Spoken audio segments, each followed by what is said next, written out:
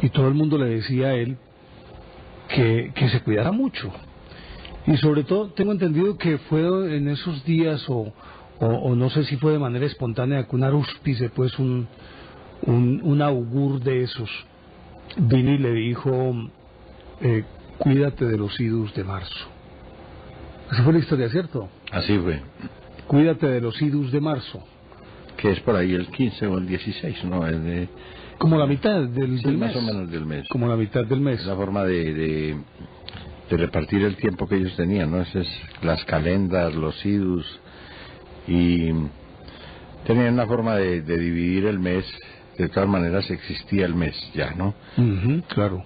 Pero no lo repartían, digamos, por días o por fechas, sino que les ponían unos nombres y se daban unos espacios. Así es. Y entonces él, pues al final de cuentas, aunque el pueblo romano era supremamente supersticioso, si ha existido algún pueblo supersticioso en la historia, yo creo que el romano es el campeón, como decía un amigo mío, el campeón mundial del mundo en cuanto a superstición se refiere. Y obviamente que Julio César no podía ser la excepción. Él era menos. Él era más supersticioso inclusive. Menos. Es que, mire, todo lo que sea emperador, todo lo que sea un mandamás, un líder absoluto, porque estamos hablando de gente que manejaba un país a su antojo. Sí. Y que no tenía un parlamento, que no tenía exactamente pues un grupo en que apoyarse, a veces por el desprecio de ellos mismos, el desprecio del individualismo. Aunque tenía el Senado, pero el Senado era más como un cuerpo, a la hora de la verdad, que consultor. El Senado era una forma de democracia que ellos habían instaurado y que venía de una tradición, de la tradición patricia, pues, ¿no? En donde los padres de la patria se hacían presentes allá, porque realmente el concepto de lar, el concepto de hogar, imperaba mucho en Roma. Entonces eso se manejaba como una casa y los viejos pues llegaban a ese recinto precisamente a legislar, pero definitivamente... Cuando había una figura ejecutiva fuerte, ellos simplemente se supeditaban, agachaban la cabeza y se acabó el cuento. Tenían que hacerlo porque... Si no les volaban la cabeza a ellos. Porque esos cuerpos de seguridad, es que fíjese usted que esos cuerpos de seguridad que se consiguen los emperadores, los monarcas absolutos, son muy peligrosos, ¿no? Porque son gente... En este caso los pretorianos. No, había más. Había los pretores, los lictores, los cuestores. Había un poco de gente que eran como una especie de anillos, eran anillos que rodeaban... Anillos de seguridad que llaman ahora. Ahora, exactamente. Eso se ha repetido, ¿no? Si usted mira, por ejemplo, lo que pasaba en Alemania con Hitler, él tenía unos anillos de seguridad que eran casi impenetrables.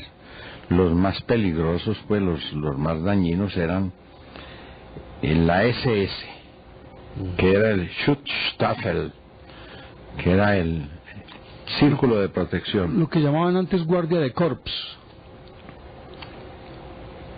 El guardia de corps era el escolta. Era el que se le ponía al piso y le pegaba al cuerpo, pues ahí, ¿no? Por si le atentaban contra él, pues para que se recibiera el guarapazo que fuera, ¿no? El balazo o lo que fuera. Pero estos eran verdaderos ejércitos privados que se formaban alrededor de la casa, de las vías por donde andaba, de la casa de gobierno, de donde él se movía. Si él, por ejemplo, se iba a bañar o a un río, pues inmediatamente le hacían... Si se iba a hacer un almuerzo campestre, pues ahí tenía todos esos perros de presa que llamaban Schutzstaffel, que era algo así como la división de protección. Después tenía la SA, que era la Sturmabteilung. La Sturmabteilung era un cuerpo de ataque. Si ellos, si veían que alguien estaba molestando al Führer o algo no les gustaba. Y eufemísticamente lo llamaban de respuesta. A ellos,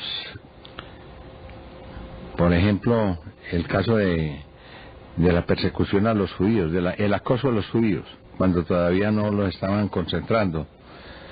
Ellos eran los que hacían los famosos pogroms y les quebraban los negocios, destruían las panaderías, destruían todo lo que fuera, que oliera judío, todo lo que fuera negocio de judío.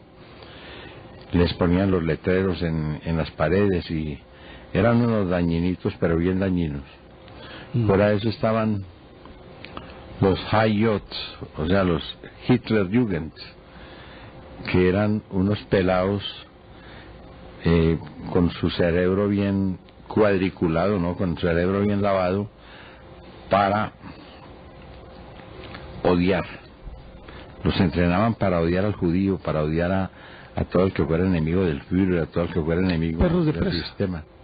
Sí, eran, digamos, los cachorros, ¿no? Como los llama nuestro vecino. En Roma eso estaba más organizado, ¿no? Estaba más organizado, pero indudablemente la guardia que estaba al lado del César era la guardia pretoriana. El pretor, al fin y al cabo, tenía ciertas atribuciones, tenía un grado y era un tipo importante, y en ese caso, pues, entonces... Llegaban a tal extremo, y era tal el poder de un pretor, que era como el comandante en jefe, que acuérdese que en más de una ocasión los pretorianos tumbaron un emperador y lo mataron, y elegían al otro. Muchas veces. El caso de Claudio, por ejemplo, no, cuando mataron veces. a Calígula, unos mataron a Calígula y otros eligieron a Claudio inmediatamente. Sí, eso ocurrió, pero infinidad de ocasiones. Si no le gustaban los pretores, la guardia pretoriana se encargaba de acabar con el tirano, ¿no? O con el que no les gustaba, o con el que no les daba garantía. O el que pagaba menos, o pagaba mal, o incumplía, porque eran mercenarios. Sí, ahí no había nada que hacer. Esos tipos eran como digo, muy peligrosos, y eso demuestra lo que es lo efímero del poder y la inseguridad del poder, porque la gente cree que el poder es muy seguro. El poder es lo más inseguro que hay, hombre. Fíjese usted en toda la historia de los tiranos y verá cómo acabaron. Habitualmente siempre muertos por sus propios amigos. Por sus propios amigos. Regularmente nunca los matan los enemigos, sino los amigos. Por sus propios protectores. Yo me pongo a ver, por ejemplo, en la historia reciente, la matada que le pegaron a Anwar el-Sadat en Egipto. Digo yo, hombre, por Dios, esto es un horroroso. Desfile, ¿no? En un desfile militar, que supuestamente iba dedicado a brindarle honores al comandante en jefe de las Fuerzas Armadas, fuera de que él tenía el más alto grado militar, ¿no? Él era comandante. Y unos cadetes que juraban obediencia, porque tenían que jurar obediencia, ¿no? Usted sabe que eso en la milicia es muy estricto. De un momento a otro pasan frente al palco presidencial y se voltean con esas armas y hacen esa matazón tan horrible. A mí lo que me impresionó fue que no solo utilizaron armas automáticas, pues fusiles, etcétera, sino que también utilizaron explosivos, ¿no? Granadas. Y ese video a mí nunca se me olvida ver el embajador de Suiza con la carne desflecada totalmente del brazo y se le veían los dos huesos, ¿no? El radio y el cúbito, pero enteritos, ¿no? Se veían ahí al aire completamente. Y ese hombre apoyado en el codo ahí en el suelo, no, eso es... Recuerde que a Indira Gandhi le pasó lo mismo con los Sikhs, que entre otras cosas, siendo enemigos de ella, enemigos políticos y religiosos de ella, estaban en su guardia personal. Eso, mire, eso es una costumbre y una tradición. Siempre se escogen a los más bravos. Y de los guerreros indios, de los indios, el más bravo, el guerrero más bravo, el que se hace matar por lo que sea, y el que no claudica, ese es el Sikh. Es como el Gurkha, por ejemplo, ya y el cipayo. El cipayo era un vendido, pero también era muy bravo. No olvides. El cipayo era un vendido al imperio. Era un tipo que hacía la labor de policía de sus propios congéneres y de sus propios compatriotas al servicio del imperio invasor. Hacían el trabajo sucio. Entonces, pero ellos siempre se escogen a los mejores, lógicamente. El caso de Hitler, por ejemplo, el que quería pertenecer a la SS tenía que tener determinada estatura, ser de ojos azules, ser el típico ario, pues de acuerdo como ellos se lo representaban. Lo mismo pasó con Federico el Grande, ¿no? Federico de Prusia. Él tenía su guardia personal, y esa era una guardia de muchachos muy, muy cuca, porque al viejo le gustaban los pelados. Los efebos. Sí, el tipo era cucarrón, era cigarrón, como dicen en la costa, ¿no? Entonces, es triste ver la soledad del poder, ¿no? Un tipo rodeado de un poco de gente que supuestamente lo va a defender, que lo va y a proteger. atendido hasta en su más mínimo detalle, sí, en todo, absolutamente en todo. Sin embargo, esa soledad es devastadora, porque eso, horrorosa. Además, una soledad que aparte de soledad afectiva también es una soledad silenciosa, porque la soledad puede ser ruidosa también. Nadie le dice que no, nadie le refuta nada, y todo el mundo se queda calladito. Mire que habitualmente esos personajes tienen como confidentes o a su chofer o a su ayuda de cámara, al más cercano y el de grado más bajito, y es tal vez con los únicos que se comunican abierta y honestamente. Al que lo quiere, hombre. Siempre consiguen a alguien que los quiere y que da la vida por ellos, y que son incondicionales. Ese ayuda que tenía ese personaje, que a mí me parece muy importante pues dentro de la vida de Julio César, ese sordomudo que era como un perro fiel, pendiente de él, y sobre todo que le cuidaba sus ataques de epilepsia. Era el único que... Acuérdese de José Palacio, el ayo de Bolívar. Sí, claro. Se fue con él hasta la muerte, ¿no? Lo acompañó y después murió alcoholizado ante la orfandad. Exactamente. Pero lo bonito es después de toda esa soledad, de todas esas ambiciones, de toda esa desconfianza y de toda esa traición, que aparezca alguien por ahí que es verdaderamente leal. Devoto. Sí, es una devoción, es una entrega. Por ejemplo, José Palacio se embarcó con ese último viaje de Bolívar por el Magdalena hasta llegar a Santa Marta, cuando a Bolívar ya todo el mundo lo despreciaba, primero porque ya no tenía el poder, y segundo porque se había corrido la voz de que tenía tuberculosis, y en ese tiempo le tenían mucho miedo al tuberculoso porque contagiaba. Entonces es triste ver, por ejemplo, como cuando Bolívar se baja en Honda a ese almuerzo campestre, apenas se vuelve a montar en la panga esa o en la barcaza por el que lo llevaba, corren a quemar las servilletas, las escudas, todo lo que había servido a ellos para que estuviera pues untado de la saliva de Bolívar. Todo eso lo botaron y lo quemaron para que no fuera a producir el contagio de la tuberculosis. Me imagino que nadie se atrevió a arrimarse al Libertador, sino que simplemente lo trataron a distancia. Qué ingratitud, ¿no? Qué miseria. Y José Palacio incondicional. Ahí estaba pegado de él, no tenía ningún problema. O sea, me da la tuberculosis, pero yo cumplo con mi cometido de cuidar a mi amo.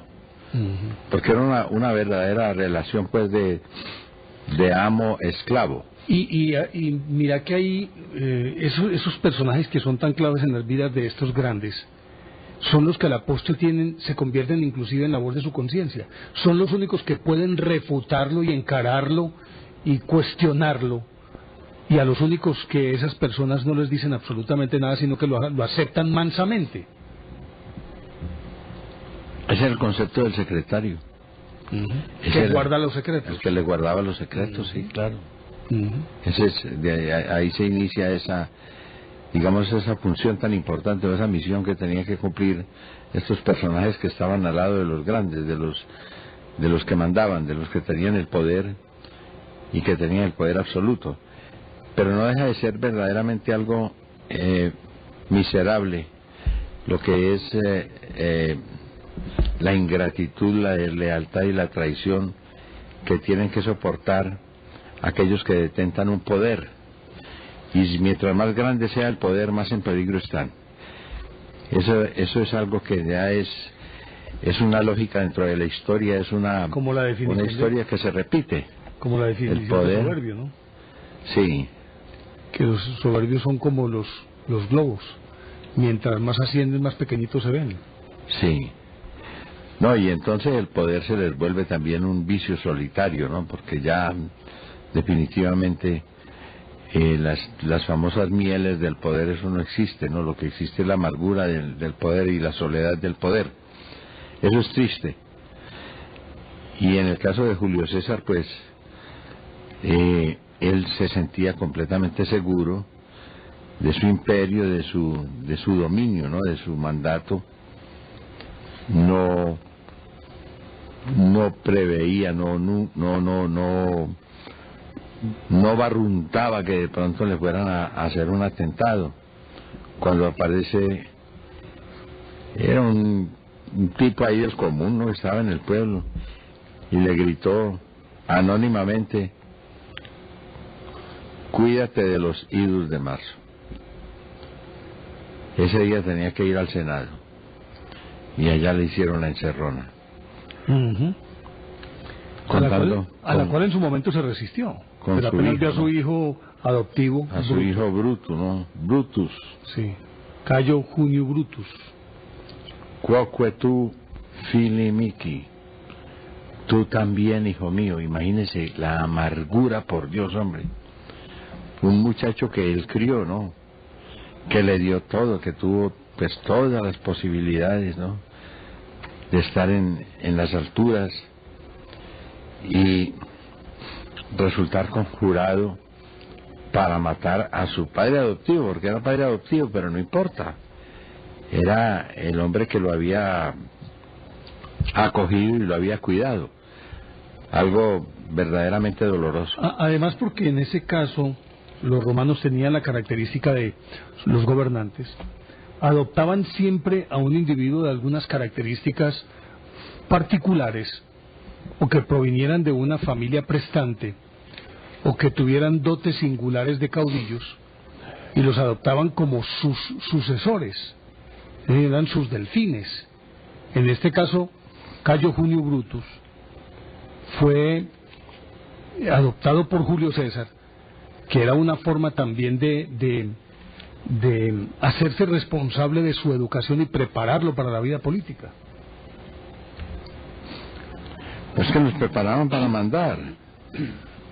Claro, los preparaban para que los sucedieran de pronto en el trono, en cualquier circunstancia, o para que los representaran, o para que fueran sus delegados en alguna región, ¿no? Gobernadores o algo así. Esa fue la parte dura, ¿no? Eso fue lo que le dolió a Julio César cuando ve que dentro de los que blandían los puñales para asesinarlo estaba su hijo Cayo Bruto, ¿no? Tu quoque filimiki. Esas frases retumban todavía en la historia, hombre, se vuelven famosas. Se vuelven muy famosas. Y es una historia que se ha repetido, ¿no? Ha pasado. Pero mire Juan, lo que sucede es esto, que yo creo que esa misma soledad de poder es la que a la hora de la verdad hace que el individuo llegue a sentirse no solamente eso solo, sino muy vulnerable.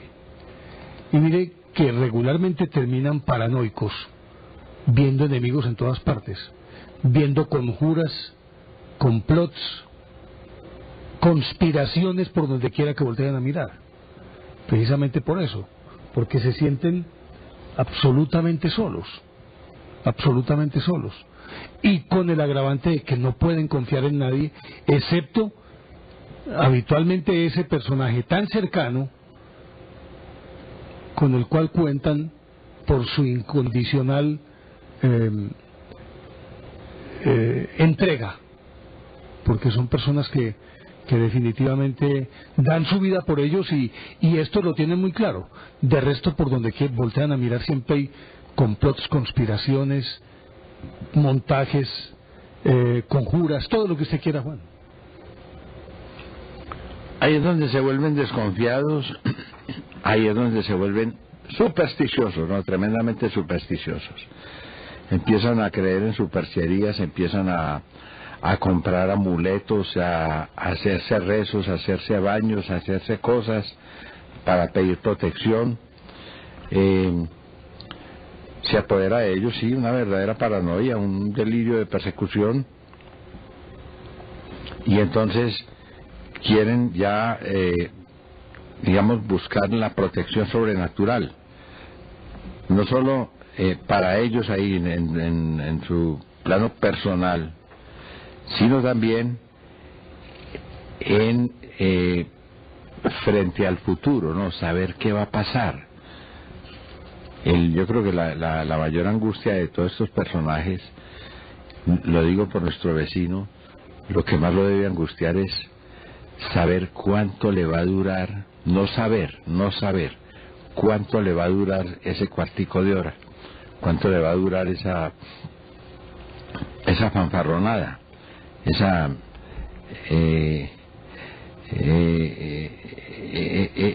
aventura pues estúpida, ¿no? Entre otras cosas, ¿no? Porque realmente no hay cosa peor que la maldad inútil.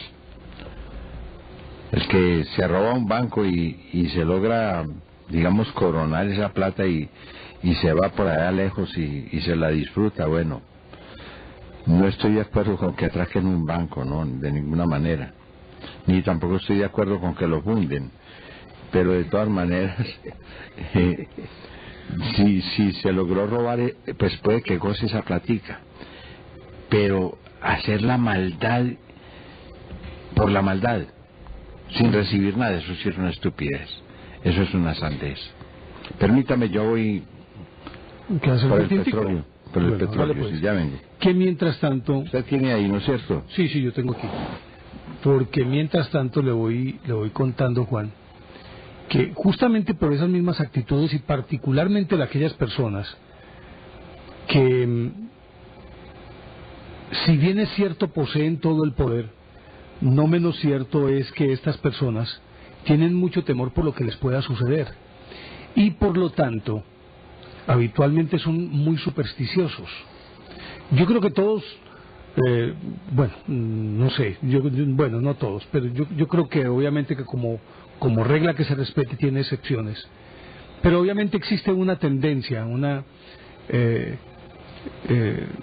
constante en la historia de la humanidad, que el hombre, precisamente por el temor de lo que le va a ocurrir o de lo que hipotéticamente le puede ocurrir, acude a cualquier subterfugio o a cualquier alternativa que le permita vislumbrar lo que puede ser su futuro.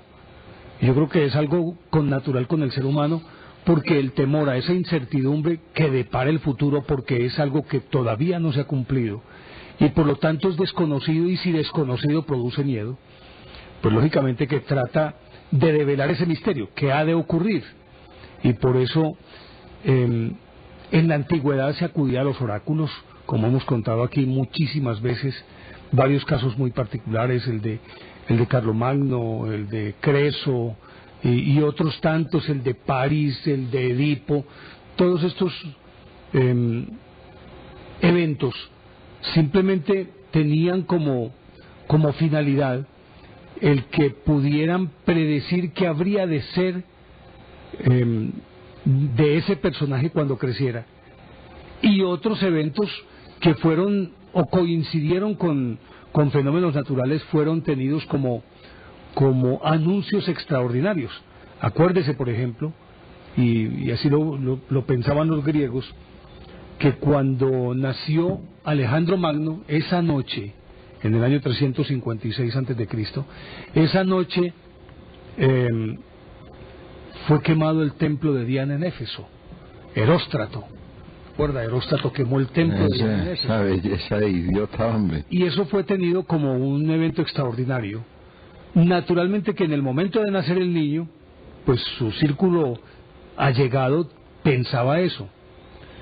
Pero ya en la distancia los historiadores asociaron una fecha con la otra, o un evento con el otro, y de ahí magnificaron, inclusive para darle hasta ciertas características de divinidad a Alejandro Magno, por el hecho de que el cielo de alguna manera les había anunciado ese nacimiento. Y acuérdese que algo parecido ocurrió con Julio César, de quien se dice que cuando nació,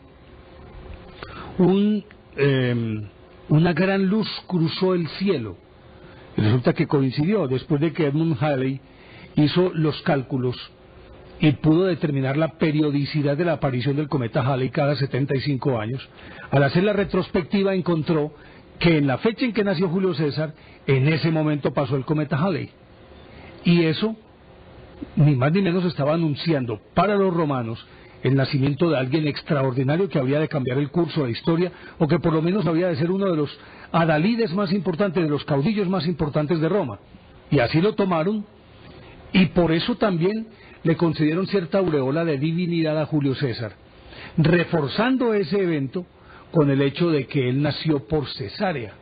Él debió ser sacado del vientre, justamente del nacimiento de Julio César, en extrañas circunstancias, o en circunstancias más no extrañas, sino atípicas.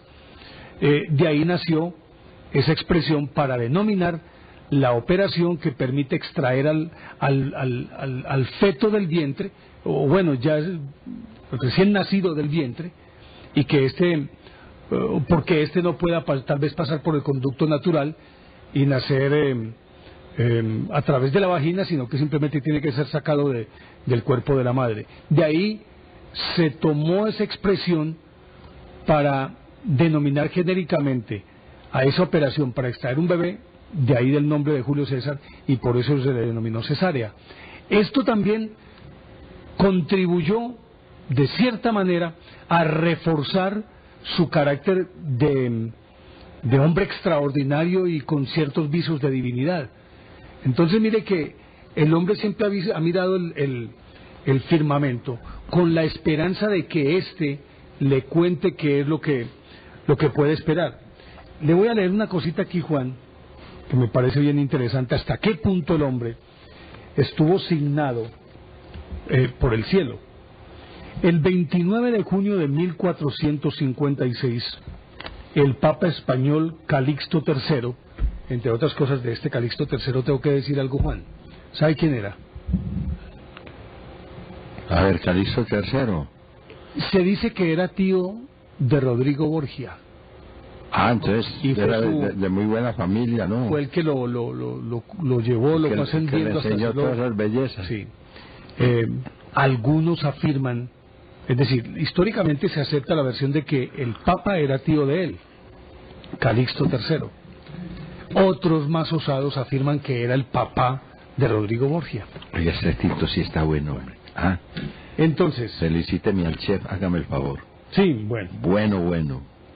Ah, no, fue bajo mi supervisión. Ah, bueno, entonces felicitaciones para usted, pues. Y pregúntele a José que... un saludo a José, nuestro compañero que se encarga de, no como Robertico el de etcétera, sí. Se encarga que los oficios varios.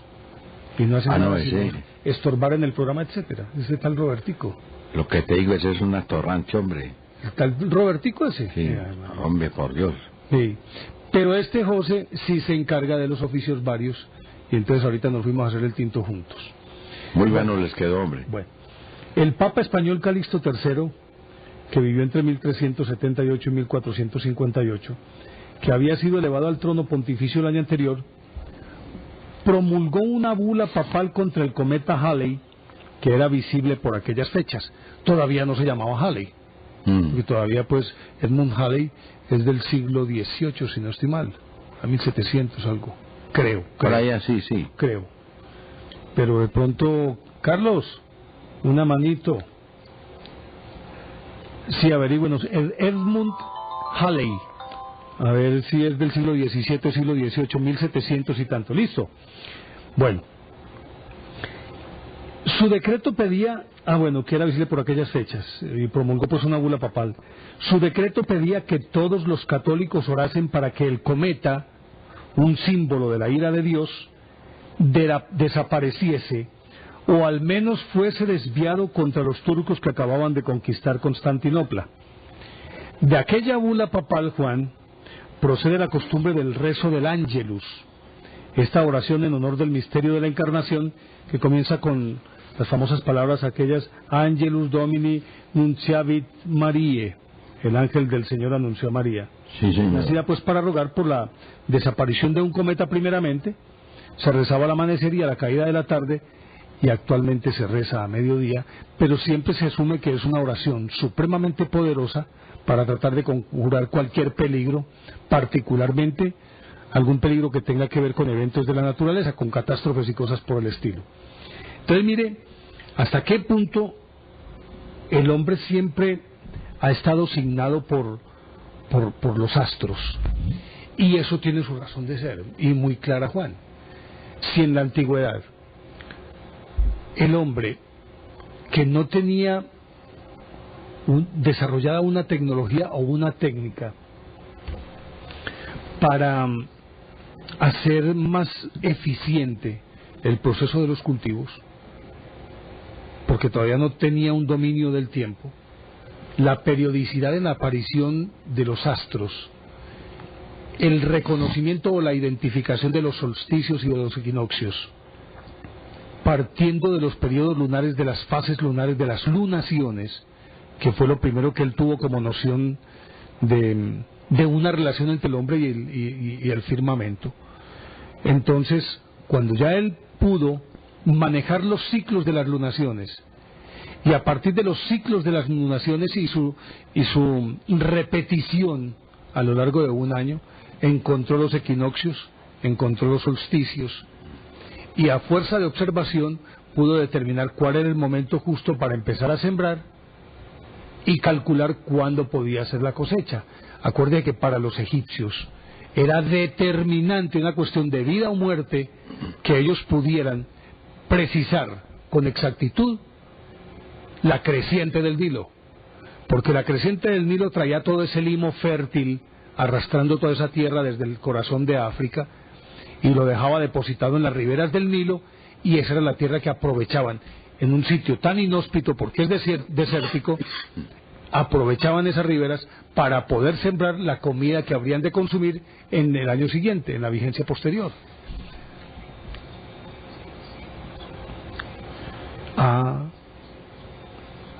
Nació en 1656 Edmund Halley y murió en 1742.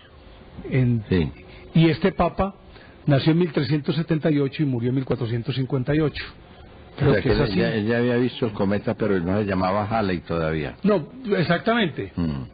Ya posteriormente se pudo determinar, de acuerdo con los cálculos que hizo Halley, que aquel cometa que vio el Papa Calixto III era ese. Exactamente. Que pasa cada 75 años. Exactamente, así es. Sí, señor. Sí, 1378-1458, aquí lo tengo. Entonces mira hasta qué punto esa influencia, que es evidente en la vida del planeta, podía determinar el destino del hombre. Y si a eso le agregamos algo más, que yo creo que es algo más incidente y que lo podemos constatar permanentemente, acordate de las mareas, que suben más, son mucho más activas cuando hay luna llena. Exacto. Porque la fuerza de gravedad es superior y trata de succionar esas mareas. Y es tan incidente la luna que cuando hay luna llena, un feto es mucho más activo en el vientre de la madre, porque como estamos compuestos de 75% de agua, el cuerpo humano, esa fuerza de gravedad de la luna trata de succionar, de atraer todos esos líquidos que están dentro del cuerpo, y hacen que el feto sea mucho más activo, sea muchísimo más activo. Esa es la explicación también, creo yo, Juan, para poder aseverar que en efecto existen los lunáticos, porque al subir la sangre hay mayor irrigación en el cerebro. Es decir, miremoslo por donde lo miremos, existe una evidente influencia de tipo físico, es decir, una influencia física en cualquier criatura, es decir, sobre el planeta Tierra, sobre lo vegetal, sobre lo animal, sobre lo que vos querás. A ver, la Luna es el cuerpo astral que más cerca tenemos. O sea, nosotros seguramente estamos sometidos a la influencia de la gravedad de la Luna. Por eso a los árboles, en la época de la Luna llena, pues se les sube la savia para las copas, ¿no? Para la parte de arriba, ¿no? Se la jala, digamos, esa gravedad. Y por eso los campesinos saben muy bien que en esa época no se pueden cortar árboles, porque se quedan sin savia, ¿no? Se secan. Claro. Eso es. Claro. Eso lo saben ellos ya por periodicidad, ¿no? Por lo que han vivido y por el contrario, el menguante desciende la savia y entonces, pueden podar y pueden hacer lo que quieran. Exactamente. Ese es el ciclo que hay que respetar. Por ejemplo, a uno le dicen que uno no se debe motilar si no es menguante. Yo me imagino que algunos de los calvos que yo conozco debieron quedarse sin pelo porque los motilaron en creciente o en luna llena. Entonces, ¿vos crees que a mí me motilaron en creciente? Yo no he dicho absolutamente nada. No, pues decilo, tranquilo. No, simplemente es como una conjetura de mi parte, una especulación que llaman. ¿Que a mí me motilaron en creciente? Yo no he dicho nada. Tú lo has dicho, como lo respondió Jesús a Pilatos. Tú lo has dicho. Lo voy a pensar, a ver, me quedan ciertas dudas aquí, pero no te las puedo resolver aquí en el... Sí. Vos salís. Fuera del micrófono hablamos. Sí, después de que salgamos de esto arreglamos. Como cuando estábamos en el colegio, nos vemos en la calle. Sí, no, la seña que uno le hacía al compañero ahí a la puerta del salón, ¿no? Muy bien. No, pero mire, es imposible, yo creo que es imposible que nosotros podamos vivir sin tener en cuenta lo que pasa por encima de nosotros. Es que ahora, desgraciadamente, el hombre se dedicó a mirar al suelo en vez de mirar al cielo. Y estamos viendo una sociedad que es muy materialista, muy urbana, en donde parece que el hombre buscara lo que no se le ha perdido en el piso, en el suelo, y como si... En el suelo lo único que puede encontrar uno es plata. Monedas. Sí, monedas, nada más. Y deja de mirar al cielo. Pero los miembros de todas esas culturas contemplativas, los miembros de tribus, de gente que vivía en el campo y que no tenía tanta interferencia, no tenía tanto acoso, tanta...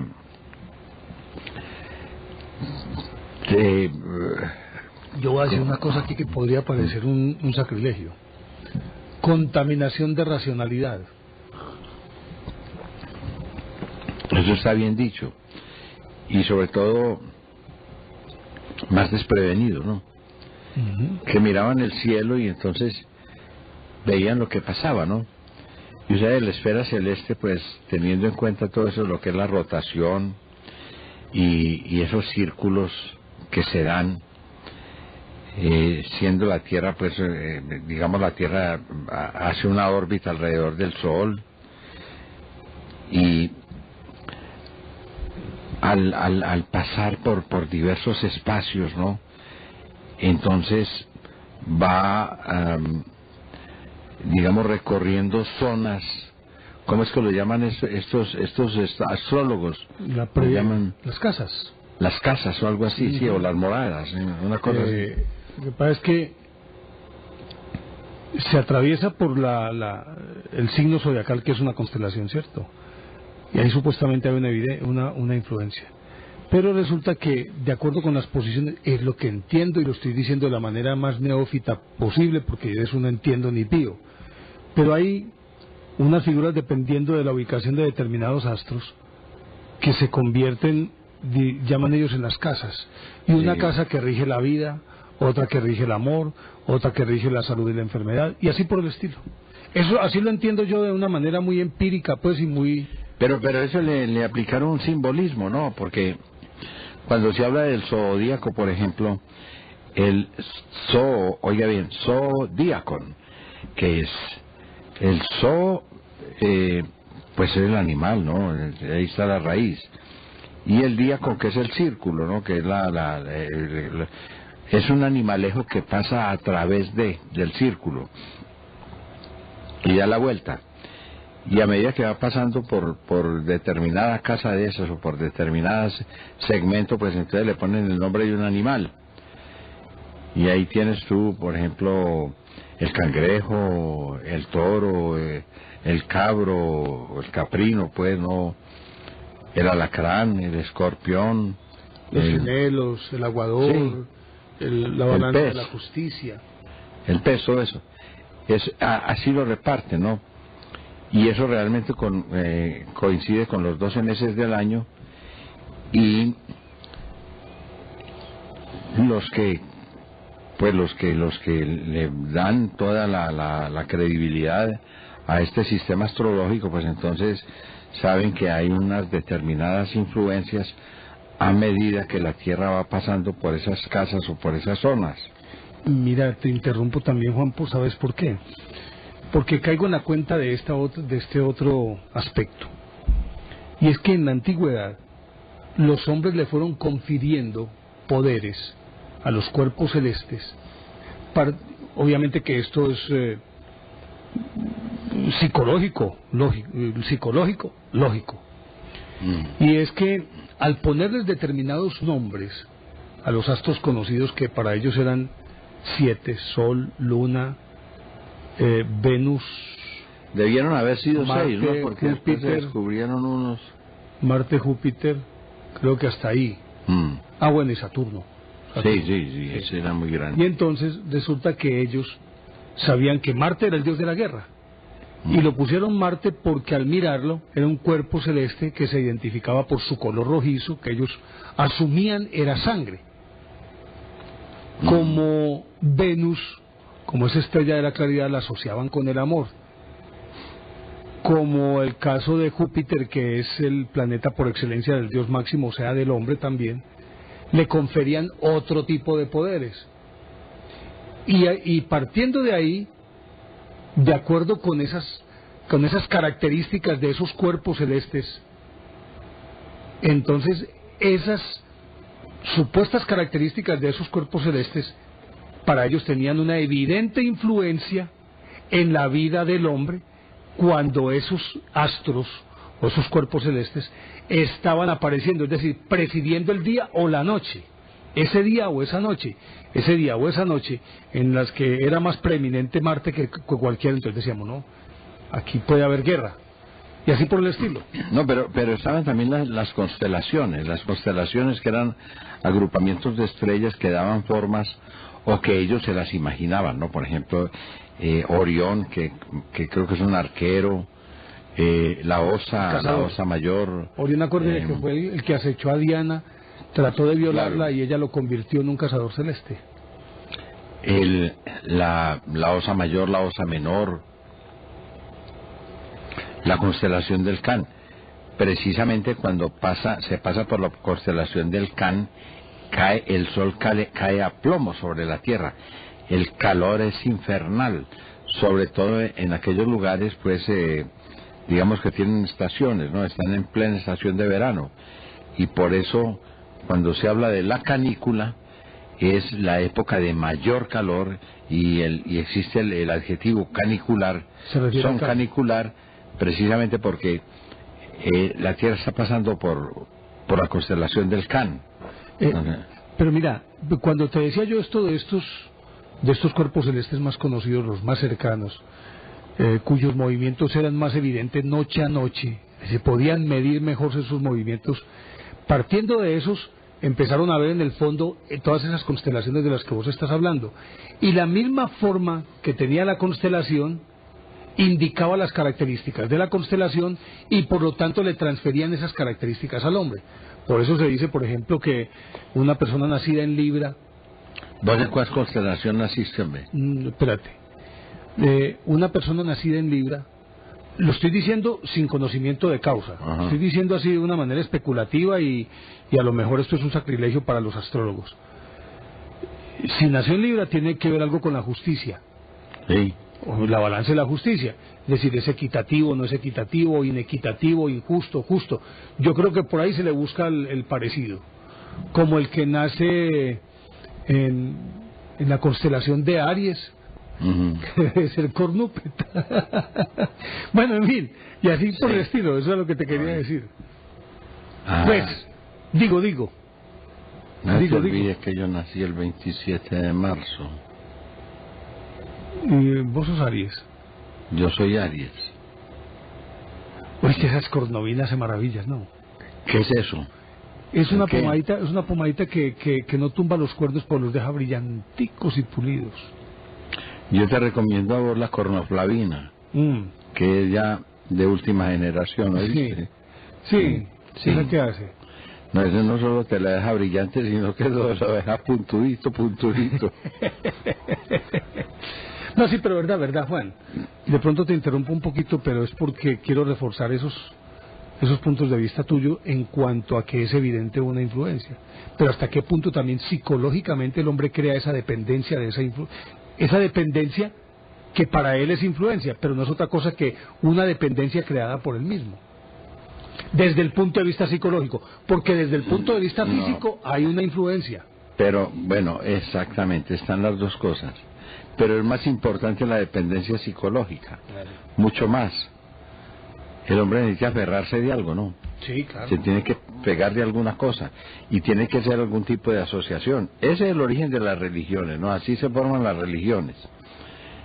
Por eso la palabra religión viene del verbo religare, que es unirse a o ligarse con. De manera que ese deseo del hombre de ligarse o unirse con el dueño del trueno, con el que manda arriba, con el que maneja todas esas constelaciones, porque quiéralo o no, oiga bien, a pesar del temblor o del terremoto de Haití o de lo que usted quiera pasar, hay un orden en el universo, hay un orden, y ese orden es constante.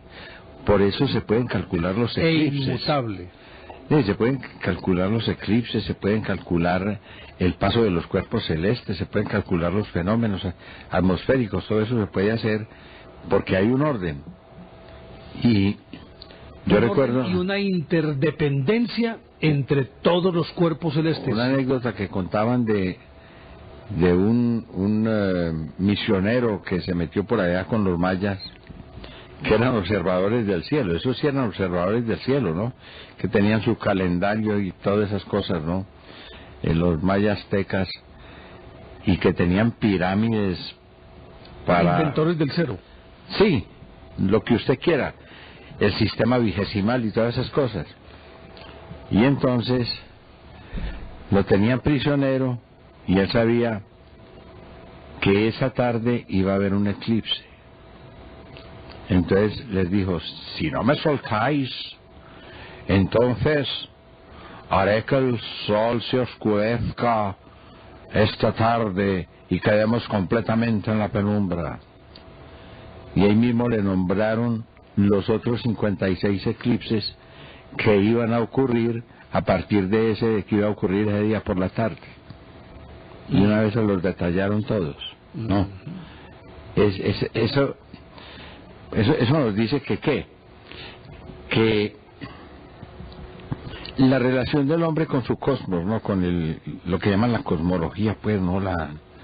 Toda esa ciencia que es una parte de la filosofía, no depende exclusivamente de los aparatos modernos ni de los grandes observatorios, sino del cerebro y de la creencia del hombre, de la constancia del hombre, del estarse manteniendo en plan de observación y que dejan esos legados que todavía son vigentes. Porque hasta ahora pues yo no sé, pues yo no me confío demasiado, ¿no? porque si no trabajo no como. No, yo como no sé robar, entonces me tocó trabajar. Pero en el caso de esa gente que no mueve un pelo, cuidadito, te estoy mirando te estoy mirando por el ojo de la chapa, te lo advierto. No, yo no he dicho una nada. Más y no respondo. No, yo no he dicho nada. Bueno, quieto aquí, quieto. Soy inocente. Hablo con el curaca para que te convierta en sapo, ¿oíste? Soy inocente. Bueno, entonces hay gente que no mueve pues un dedo sin mirar el horóscopo por la mañana. O sea, yo conozco vecinos que antes de levantarse mandan por el periódico a leer el horóscopo, a ver qué les va a pasar. No, y gobernantes, acuérdese de Ronald Reagan. No, pues de todos. Él no movía un dedo sin antes consultar a su astróloga de cabecera, una astróloga. Reagan, estaba Kennedy, Hitler, acudía a Jane Dixon. Hitler, por Dios, Hitler, ay Dios mío, hombre. Hitler ese ya está volviendo loco buscando el arca de la alianza y buscando un poco de cosas, ¿no? De manera que esas influencias y esas relaciones, la relación del hombre con su mundo, pero con su mundo exterior, no no solo el mundo en el que vive, sino también con el universo. Eso indudablemente que es una relación permanente e íntima, y es difícil de soslayar. No creo que haya nadie hoy en día, a pesar de vivir en ciudades, pues, en ciudades amarradas, en ciudades congestionadas, en donde hay un atafago y hay una cantidad de cosas que no le permiten al hombre observar siquiera el horizonte, porque nosotros ya no tenemos horizonte, nosotros no lo alcanzamos a ver. El horizonte del edificio del frente. Sin embargo, aún así, el hombre sigue buscando su relación con el cosmos, y esa influencia es permanente. Ahora, aquí se plantea una pregunta, Juan. ¿Por qué se han escogido solamente 12 constelaciones? Y para construir, por ejemplo, con base en esas 12 constelaciones, construir todo un horóscopo. Eso es natural. No, pero un momentico. ¿Y qué hacemos entonces, que no son conocidas, tal vez, pero qué hacemos con todos los demás cuerpos celestes del universo? La Vía Láctea, la estrella Arcturus, Betelgeuse, Rigel, los cuásares, las estrellas de neutrones. Esas también tienen que ejercer una influencia, pero ¿por qué no determinarlo también por eso? Porque es que uno mira los frutos que tiene el solar de la casa o los que tienen el patio. Eso es. Por eso digo, esa es una... Hasta ahí llegaba la capacidad de observación del hombre. Los primeros observadores eso es más psicológico. Eran precisamente los sumerios, los fenicios, todos Babel, por ejemplo, los babilonios. Ellos construían unas torres de ladrillo muy altas, ¿no? Se llamaban zigurats, los zigurats, y se subían hasta allá a observar el paso de los astros, pero era que se quedaban viviendo ahí. Y entonces lo que les pasaba era precisamente lo que pertenece a nuestra órbita, a nuestra órbita celeste. Y en esa en esa vuelta, digamos, en ese círculo, pues entonces cuando se inventa eso, precisamente, que es el horóscopo, el zodíaco, no, ese es zodíaco, pero es el animalejo que da la vuelta. Y así, de ahí nace pues la astrología, que fue indudablemente el fundamento de la astronomía moderna, así como la alquimia fue el origen de la química moderna. Sí, una cosa que tenía un carácter mágico, más bien mágico religioso, de un momento a otro se fue volviendo una ciencia que hoy en día se maneja ya con aparatos muy sofisticados, como los satélites, por ejemplo, como los observatorios, como los radiotelescopios, ¿no? Que ya no captan imágenes visuales, sino que captan ondas de radio. y que pueden determinar la distancia de estrellas que se encuentran a miles de años luz, ¿no? Porque esas medidas sí verdaderamente son impresionantes, ¿no? La magnitud del universo, eso no se la imagina uno. Pero mira, es que aquí, y por eso vuelvo con mi cuento, que de alguna manera esto tiene que ser incidente. Te decía ahorita que, porque solamente esas constelaciones. No, hay algo, Néstor, perdón. Sí. Estamos hablando del observador primitivo. Sí, el que no tenía aparatos. No, pero ya, simplemente se hacía una elaboración de lo que estaba en el patio de su casa. De acuerdo, ¿no? Es que aparece ya el pensador, el científico, por ejemplo, los griegos, que miraron mucho más allá a través de la filosofía. ¿Cierto? De acuerdo, no. Es que eso no tiene ninguna discusión. Sí. Hasta ahí pues no tiene ninguna discusión. Me refiero básicamente a que, como decíamos ahorita, tiene dos aspectos, uno psicológico y uno físico. Claro. El físico es evidente que las mareas son levantadas por la luna. Sí. Y si las mareas son levantadas por la luna, necesariamente todos los demás cuerpos celestes tienen que tener algún tipo de influencia por la interdependencia que existe entre todos. Sí. Acuérdese que para poder que un astro se mantenga en su órbita es porque existen dos fuerzas contradictorias que alan la una de la otra y lo mantienen como el imán suspendida.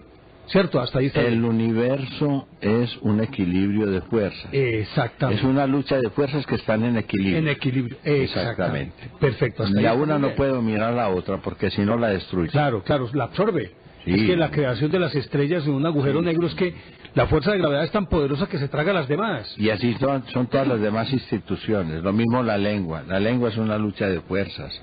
La filosofía, todo eso. Pero mira, la moral, todas esas cosas, el bien y el mal, todas esas, todo es una lucha de fuerzas. Es un equilibrio. Pero la parte psicológica, naturalmente, que es más creación del ser humano, de la mente del ser humano. Él se proyecta psicológicamente para depender de eso, pero de acuerdo con sus intereses y sus aspiraciones, él puede inclinarse hacia uno u otro lado y le funciona. ¿Cierto? Te lo voy a plantear de esta manera. Sí.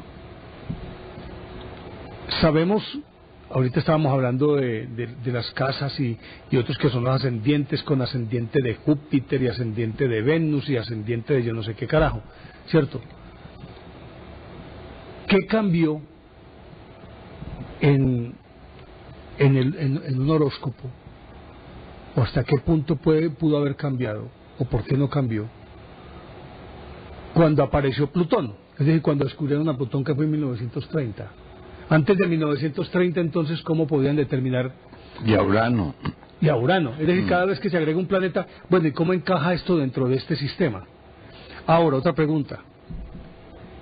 Si partimos del principio de Einstein, que todo es relativo, dependiendo de la ubicación en donde se encuentre el observador, ¿cierto? Más o menos. Decime, entonces, en el hipotético hecho de que lleguemos a Marte, y bueno, establezcamos una colonia, o simplemente vivamos en Marte, para el que está en Marte, el horóscopo va a ser diferente. Es decir, cambia de signo. Yo no creo. Pero si Marte ejerce influencia sobre el signo de cualquier persona en la Tierra, ¿cómo puede ejercer sobre Marte mismo? Pero no parado sobre Marte, me por Dios. No, por eso, en el hipotético hecho de que pudiéramos vivir en Marte. Si viviera en Marte, ¿cambiaría el signo del individuo? ¿Cambiarían las influencias? De eso no hay duda. Bueno, a eso me refiero. De eso no hay duda, pues es que eso es físico, hombre, por Dios. En la parte física, ¿hasta qué punto el condicionamiento mental? Pero acuérdate que dicen que, por ejemplo, vos sos Aries, ¿cierto? Sí, hombre, a mucho honor. Pero ¿por qué me respondes tan agresivamente, hombre? Pues, la tener montada y hoy te digo, pero pues, déjame hoy estoy terminar, que no me pica culebra. Pero déjame terminar, hombre. Bueno. Según el horóscopo, pues salís. Oíste, según el horóscopo, ¿cuáles son las características de un ariano? Según te han dicho a vos. Son muy nocturnos. Les gusta mucho estar recostados. ¿Y de temperamento cómo son? De temperamento más bien apasionado. Uh-huh. Pues según me han dicho, ¿no? Sí. Son impulsivos. Listo. Bueno, algo así. Algo así. Sí. En el caso mío, que soy acuariano, de acuerdo con los cánones de lo que dicen pues los manuales de astrología, Se orinan en la cama. sí, claro, hasta muy entrado, hasta ya púberes. Eso. Sí, eso no es pecado. Eso no hay duda. Eso no hay duda. Claro, eso se llama enuresis. Bueno, pero que supuestamente somos independientes, que somos innovadores, que vivimos en la estratosfera, pues estamos pensando, estamos siempre volados, distraídos. Sí. La pregunta es, si yo llego a Marte y con el cambio de posición de todo el cosmos porque estoy en otro sitio, supuestamente entonces otro signo ha de regirme a mí, entonces inmediatamente yo cambio mi temperamento y mis características simplemente porque cambié de ubicación. Lo que te quiero decir con esto es, ¿qué tan relativo es? Entiendo perfectamente. Ahora, ¿por qué, por ejemplo, hablamos que para hacer el horóscopo, pues, puntual, preciso, tienes que decir la fecha de nacimiento, el día del nacimiento y la hora exacta del nacimiento? Se supone que es una de las características. Pero ¿por qué en el momento en que nace? Cuando se supone que realmente debería pensarse que la existencia comienza en el momento mismo de la concepción. ¿Por qué no se toma como referente la concepción en vez del alumbramiento? A ver, los coreanos lo toman así. Es decir, son... No, eso. Los coreanos, no le preguntas a un coreano cuántos años tiene y te cuenta 9 meses más. 9 meses más. Sí, los coreanos lo tienen. Y Platón, ¿Ese fue el que convirtió en una lavadora? No, está equivocado. Sócrates compró una camioneta con Platón. Ah, sí. Ya. ¿Y entonces? Ese fue el último chisme pues que me cogí. Sí. Pero Platón es filósofo que además se llamaba Aristócles, ¿no? A él lo llamaban Platón. Que tenía la espalda muy ancha. Sí. Y no, él dice otra cosa, él cree en la transmigración de las almas, ¿no? Las almas están por ahí volando y cuando encuentran un cuerpo adecuado, van y se meten allá. Esa es otra teoría. Ahora sí, métale las teorías que quiera porque de eso hay lo que usted quiera también. Tiene todo el menú, no se preocupe. Hey. Y la medida de los chinos... Qué bueno que tocas eso. Es muy distinta a la de los indios. Qué bueno que tocas eso. Eso es. Si existiera hipotéticamente lo de la reencarnación, entonces, ¿quién es el que posee el signo? ¿El cuerpo o el alma? ¿Le puedes medir? No, preguntarle a Platón que era...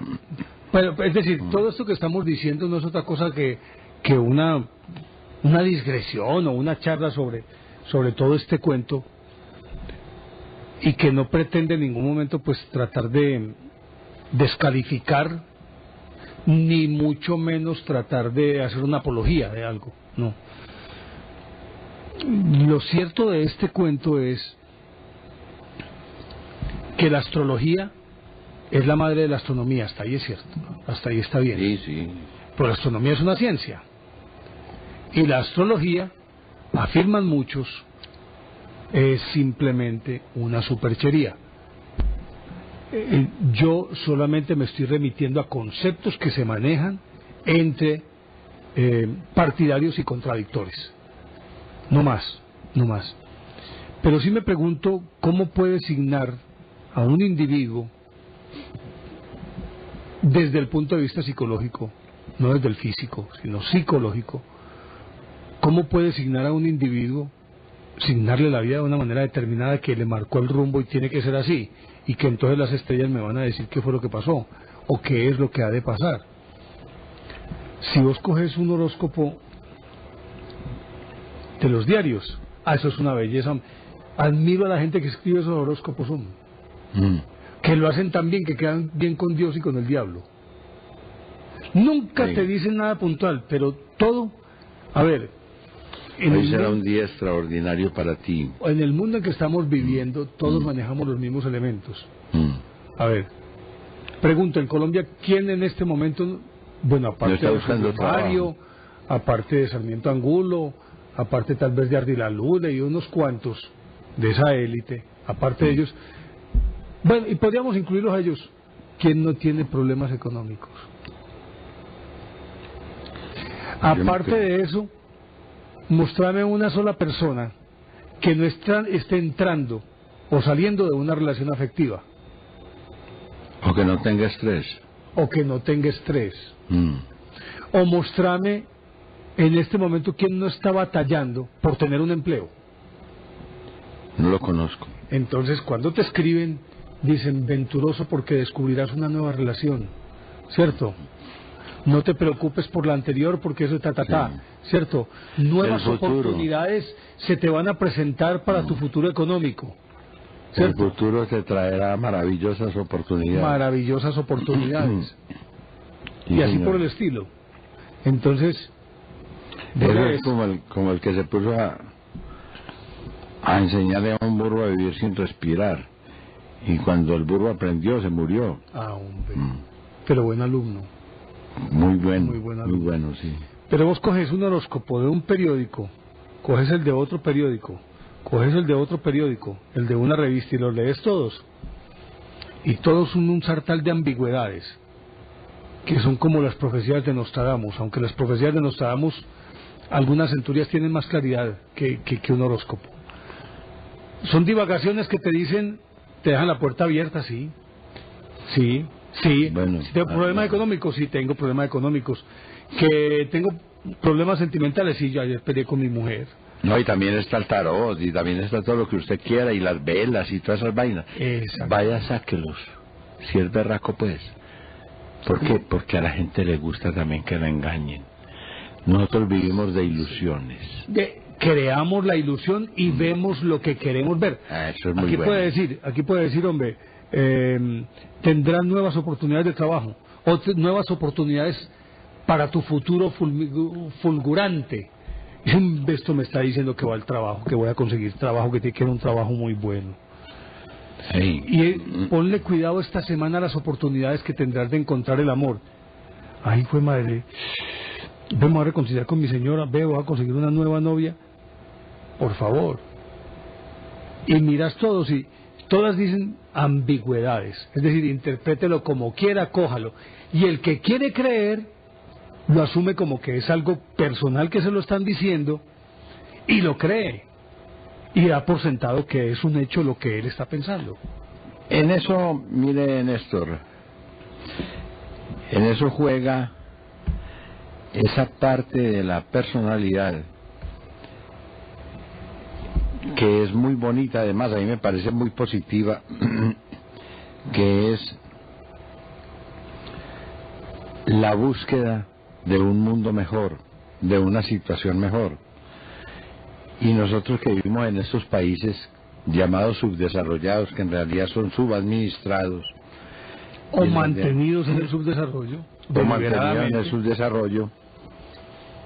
pues es un mecanismo de defensa el crearse esas esperanzas. Las esperanzas son muy buenas, las ilusiones son esperanzas fallidas, pero la gente eso los lleva a comprarse un chance, a comprar un billete de lotería, a comprar un baloto, a comprar todo eso, porque están alimentando una ilusión que les permite vivir. Ese también es un combustible, es un opio, digamos, para mantener el entusiasmo. Está bien, no lo veo mal, no lo veo mal. Yo también como cuento todo lo que usted quiera, no hay ningún problema, porque uno también puede vivir de eso. Ahora, de hecho, el ser humano vive de ilusiones. Es mejor vivir de esperanzas y de ilusiones que vivir de recuerdos. Sí, eso sí es bobada, pues, ¿no? Sí, claro. Empezamos con los televidentes, ¿te parece? Hacerle. Bueno, aquí tenemos, a ver, hombre. Los televidentes que deseen conversar con nosotros ya saben nuestros números, ahí aparecen en pantalla. 381-5454. Quienes deseen llamarnos desde dentro del área metropolitana de Medellín. 381-5454. Fuera del área metropolitana, 851-1170. 851-1170. Y la línea gratuita nacional, 018-051-5015. bravo, te aprendiste la lección. Ya me lo aprendí, hombre, sí. 018-051-5015. Jaime Armido es un bacán. ¿Tenemos correos o no? Sí, hombre, no tenemos sí. Un saludo del nivel 2 del Instituto Misionero Antropológico de los estudiantes de fonética, que están muy pendientes del programa El Búho, especialmente de doña Domicia Moreno, que viene desde Buenaventura por aquí a hacer estos cursos a principio de año. Lo mismo también para doña Diana Mosquera Urrutia. Un saludo muy especial para ellos. Bueno, ya saben entonces nuestros números. Ustedes pueden llamar cuando lo consideren conveniente. ¿Qué piensan de esto de los horóscopos? ¿Qué tan incidentes son los horóscopos en las decisiones que toman diariamente? Claro.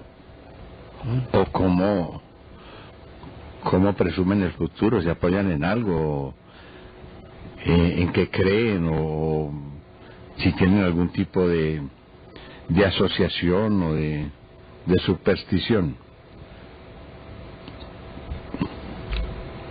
Algunos. Bueno, entonces tenemos, sí señor, don Ernesto, que nos llama de Buga por celular. Le damos la prelación, lógicamente, porque nos está llamando de larga distancia. Bienvenido, don Ernesto. Muy buenas noches, señores. Bienvenido. Quiero felicitarlos por el excelente programa. Muchas gracias. Soy un fiel oyente del año 90. Ah, ya empezamos. Hace muchos años. Sí, señor.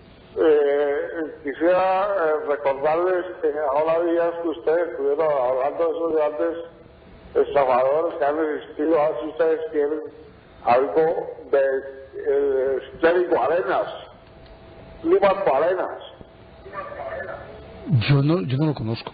¿Ese no era el conejo millonario, no?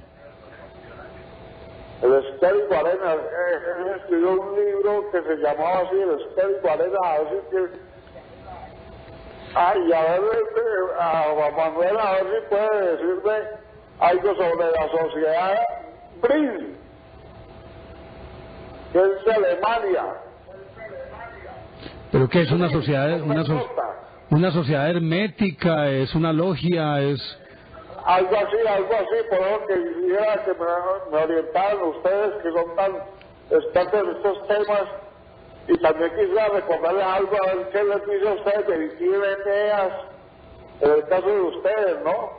Una comparación ahí. Bueno, yo no sé. Buenas noches. Yo soy Benitín por la calma, tranquilo, que no me molesta. Y el otro es Eneas por el bigote. Don Ernesto, muchas gracias. Yo del y por la... Ay, mi Dios, ahí sí dio en el clavo. Oiga, sociedad, deletréemelo, hágame el favor que yo le... Me corta, B-R-I-L, la sociedad alemana. Sí, tiene que ver con los masones. Sí, señor, Frill. Algo así, Hitler estuvo algo relacionado con eso. Sí, señor, Frill, esa es la pronunciación. Agradecería mucho me orientaran sobre esa sociedad horrible. Con mucho gusto. Vamos a investigar un poquito del Clérigo Arenas, yo no lo conozco. Muchísimas gracias, señor. Muy buenas noches y excelente programa.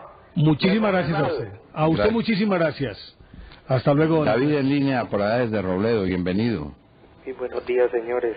¿Cómo está usted? Muy bien, muchas gracias. Adelante. Bueno, para participar en el tema, pues dos cositas.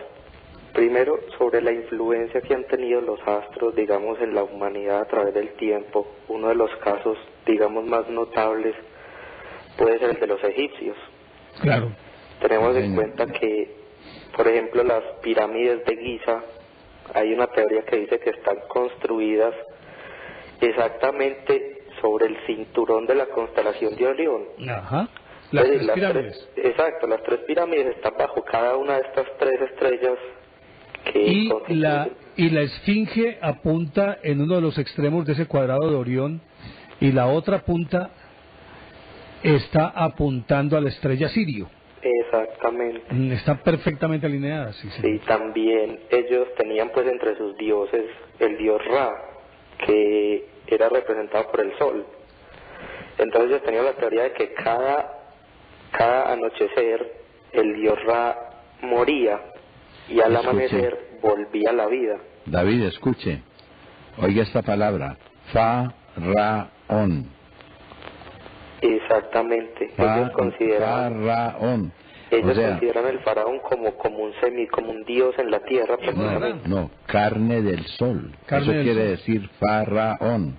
Sí. Carne del sol. Ellos creían, es decir, los egipcios creían que el faraón tenía cuerpo de oro. Bueno, y pues respecto al otro tema de pues las creencias y todo en lo que uno piensa hacia el futuro, pues yo personalmente pienso que pues el único que conoce el futuro de uno es Dios, que es como ese gran arquitecto de todo, y Él es el que tiene los planes de todos nosotros, y Él es el único que conoce nuestro futuro. David, ¿le puedo pedir un favor? Sí, señor. Nos espera un instante, que nos llaman de Pereira, su llamada es local y entonces le damos pelación, pero no se vaya a ir para que termine su aporte, ¿le parece? Por supuesto, por supuesto. Y gracias por su comprensión. Con gusto. Don Carlos Arturo nos está llamando desde Pereira. Buenos días, don Carlos Arturo. Buenos días a ustedes, a la mesa, y felicitaciones por el excelente programa. Muchísimas gracias y bienvenido. Yo llamo para hacer un aporte con respecto al señor que acaba de llamar ahorita, preguntando sobre el tema de la sociedad Bril. Sí, señor, muy importante. Bueno, la sociedad Bril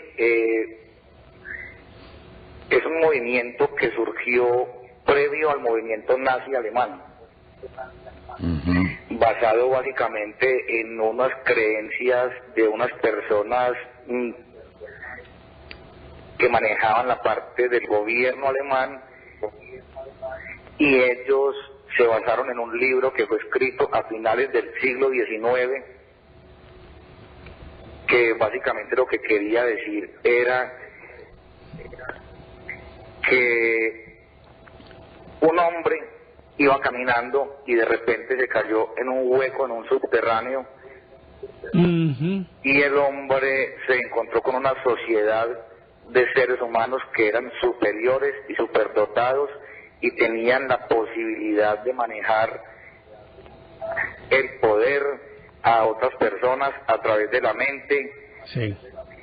La famosa teoría supremamente superior. La famosa sociedad de Tera, la tierra hueca. Exactamente. Sí, que inclusive envió expediciones al Polo Norte, el mismo Führer, expediciones al Polo Norte para buscar esa entrada. Y había uno que era como una especie de mago o de sacerdote, de apellido Hang, si no estoy mal, Han, y que de él era alumno Rudolf Hess. Han quiere decir gallo. Y Rudolf Hess era como el alumno aventajado de él, y fue el que hizo la conexión entre él y Hitler. ¿Es por ahí, cierto? La sociedad Bril. Exactamente. Ahora sí lo recuerdo, sí. Estos hombres comienzan a reunirse y a hablar acerca de unos seres humanos superiores que podían dominar a otros seres humanos y que tenían unos poderes y una especie de aura superior. Ahí es donde nace, bajo cabeza de esos dos personajes, esa primera sociedad Bril, que también se llamó así se llamaba la sociedad antes de que ellos fundaran esto, porque ellos decían que el Bril-La era el poder superior que el ser humano adquiría a través de este tipo de manejos que obviamente eran ocultos. Y también ellos se le llamó, basaron en el ocultismo, en la brujería y en una cantidad de cosas, y formaron esa sociedad totalmente hermética y secreta, y en la cual después de esto incluyeron a varios personajes, entre ellos Hitler era uno de ellos, habían varias mujeres sacerdotisas, brujas, y ellos nombraron a esto Sociedad Secreta Bril.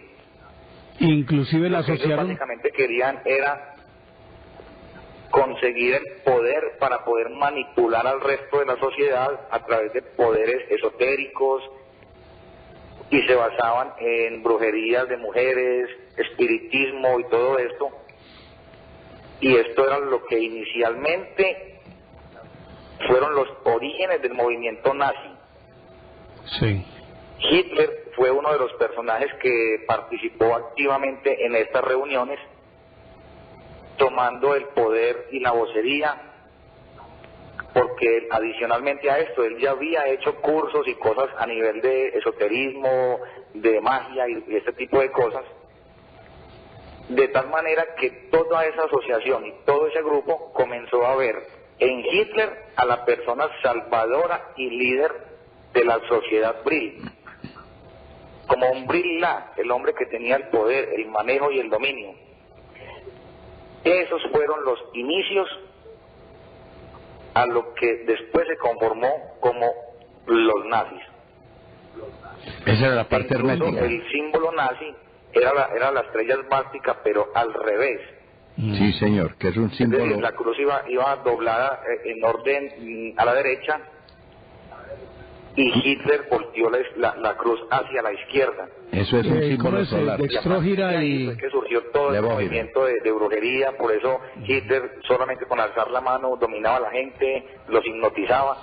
Entonces, este es el aporte que yo quería darle al señor que llamó a preguntar qué era eso, como para que tenga una mejor idea del tema. Y ahí y también se le llevó a llamar la Sociedad de Thule. Aparte de eso, la esvástica era una cruz cátara, y ellos tomaron mucho de los cátaros y de los albigenses, que fueron quemados en el siglo XIII, algo así. Hay otra teoría Siglo del XIV. origen de la esvástica, que es signo solar hindú. Claro. Signo solar Claro. hindú. Dextrógira, y este es Sí, sinistrógira, la otra es levógira. de levógira. Sí, señor. Es decir, si hacia la izquierda, levógira. Levógira, sí. Y dextrógira es hacia la Hacia la derecha. derecha, correcto. Entonces la de Hitler lo tienes levógira, Sí, hacia la izquierda. exactamente. Así es. Sí, señor. Carlos Arturo, Es correcto lo que acaban de mencionar. Carlos Muchísimas Arturo, gracias. qué a aporte ustedes. tan maravilloso. Muy amable. ¿Quiere agregarnos algo más? Pues no, sobre el tema de la sociedad hay mucha tela que cortar, hay mucho que decir, hay mucho ocultismo, satanismo, brujería. Incluso cuando Hitler llegó al poder a través de los nazis, todas estas personas que conformaban la sociedad Bril eran las personas que le manejaban a él los cargos altos en el poder, y que todos sabían a qué era lo que iban, y todos sabían qué era lo que iban a hacer, a dominar, a matar, a asesinar, con tal de eliminar a toda aquella persona que no fuera un ser superior, que no estuviera cobijado bajo la sociedad Bril. Pero concluyendo el tema, lo que quería decirles era que básicamente de un libro de literatura de finales del siglo XIX, ellos montan todo un cuento, arman toda una, ¿qué les digo? Una doctrina. Toda una Sí, doctrina, toda y la vuelven hermética, como si ¿no? fuera cierta, y a partir de ahí nace pues las atrocidades que los nazis cometieron, que ya todos conocemos. Una logia hermética ahí. Carlos Arturo, muchísimas gracias. Muchísimas gracias. Con muchísimo gusto, muy formal, y muchas gracias por haberme contestado. Bienvenido A usted siempre. por llamarnos. Carlos Arturo. David, qué pena, gracias por su comprensión. Continúe en Robledo. Pues no, caballeros, ese era como mi aporte al tema. Pero Eso, algo más para agregarnos. Tranquilo, para que recupere el tiempo. Pues a ver, por ahí me pareció en internet una teoría también ahora que estaban hablando del nazismo, y es que según Hitler y toda esta gente, hace mucho tiempo una raza pues de seres de otro planeta vino a la Tierra y dejó su descendencia. De ahí es donde viene todo eso de una raza superior. Incluso también leí por ahí que él envió como una expedición al Tíbet, por allá, Así fue. Sí, señor. en No solo al busca Tíbet. precisamente como de esa línea genética que dejaron esos seres superiores. Sí. Los arios. Exactamente. Sí, señor. Así es. Pero finalmente, ¿usted cree en los horóscopos o no? No, yo la verdad no. Como les dije, pues yo creo mucho en Dios y pienso pues que Él es el que rige todas nuestras vidas.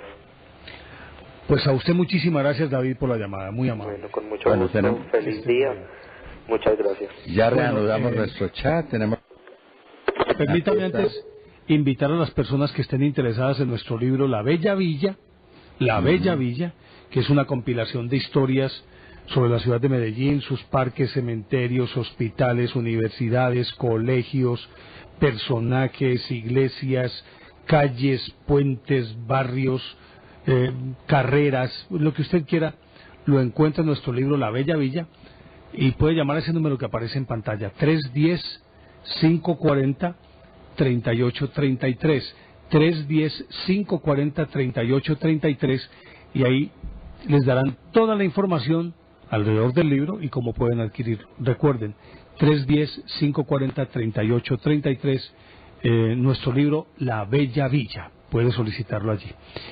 Perdón, Juan. Tenemos un correo, gemira@tigo.co, desde un BlackBerry. Dice, signo zodiacal en Marte.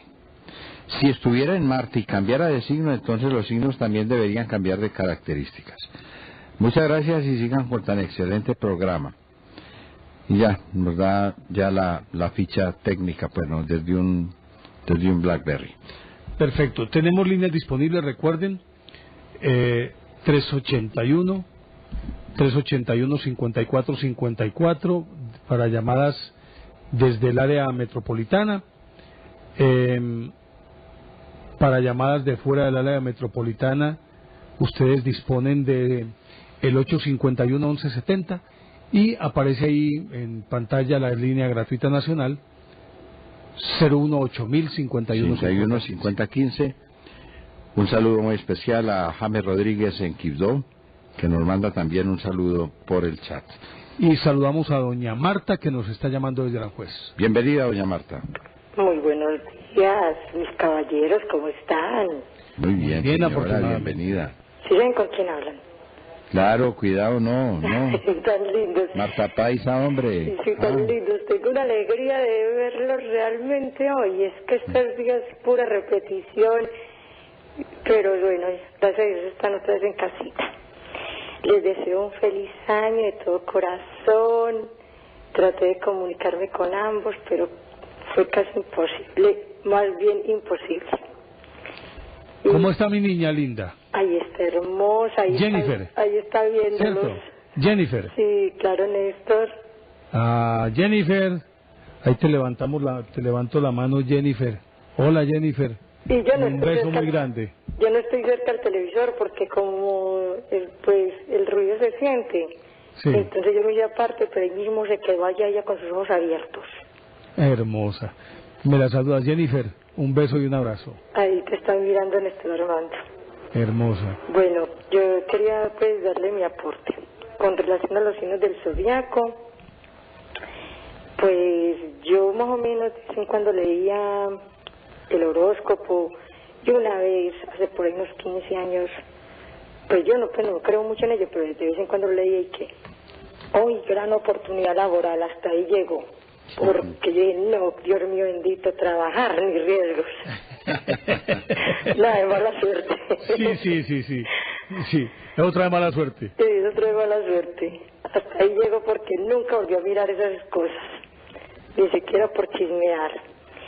Bueno, y con relación al futuro, yo creo que cada ser se va elaborando pues lo que le viene en su vida, porque para ello se estudia, para ello se trabaja, para ello uno cuando tiene familia va creando valores, pues esto es para un futuro.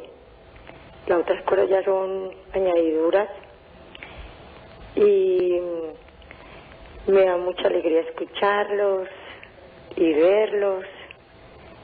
Juan Manuel, un abrazote grandote. Néstor Armando, otro super abrazo. Lo mismo, Martica. Y que Dios me los bendiga por siempre y un feliz amanecer. Muchas gracias, Marta. Bueno, y un saludo para a toda la gallada también. Chao. Ay, tan lindos. Con mucho gusto de los daré. Bueno, Chao, Martica. Hasta luego, pues un feliz día. Nos está llamando Jaime Mario desde Bogotá. Buenos días, Jaime Mario. Buenos días. ¿Usted cómo está? Yo bien, ¿usted qué tal? Bien, señor, afortunadamente. Bienvenido. Estoy hablando con Néstor y con Juan, ¿no? Sí, señor. Juan Bueno, Manuel, me encanta míralo ahí. Saludarlos, sobre todo en este programa que es tan importante, sobre todo tan culturizante para toda la sociedad que los escucha. Muchas gracias. Bueno, yo voy a agregar un poquito las circunstancias eventuales que tienen allí con respecto a los signos del zodíaco. Y para decirles que parece que las injustas, diría yo, o conversaciones o publicaciones que dan los astrólogos en los periódicos, en las revistas, pues no dejan de ser más que una situación de orden, yo diría un poco inculto, un poco no conocido. Ustedes saben que el mundo gira como un trompo. Por consiguiente, el polo norte o la línea polar norte-sur se desplaza constantemente. Es decir, que en más de unos 25.000 años el polo vuelve a su sitio de donde había partido. Por consiguiente, en esos 25.750 años la Tierra va cambiando de clima, de temperatura, de exposición a los astros. Es lo que llaman las eras, ¿no? Lo que Las se eras llama las eras y la básicamente precesión. la teoría de la precesión de los equinoccios. Precesión de los equinoccios, exactamente. Entonces, no solamente están descachados los señores astrólogos, ¿aló? Sí, lo estamos escuchando perfectamente. Están descachados los señores astrólogos con respecto a sus predicciones, porque esa cara de la Tierra que va mirando a los astros va cambiando constantemente, y no puede decirse que en la zona que ustedes hablan de las casas sea una cosa estable, sino que a través del tiempo va cambiando. Por ejemplo, cuando nació Jesús, que puede estar dentro de nuestra era, porque nuestra era que está acabándose en este momento, faltan 150 años para acabarse, estas eras están divididas en 12 partes, cada una con 2.250 millones. 2.160 años. Exacto. Cuando murió Jesús, que seguramente está dentro de nuestra misma era.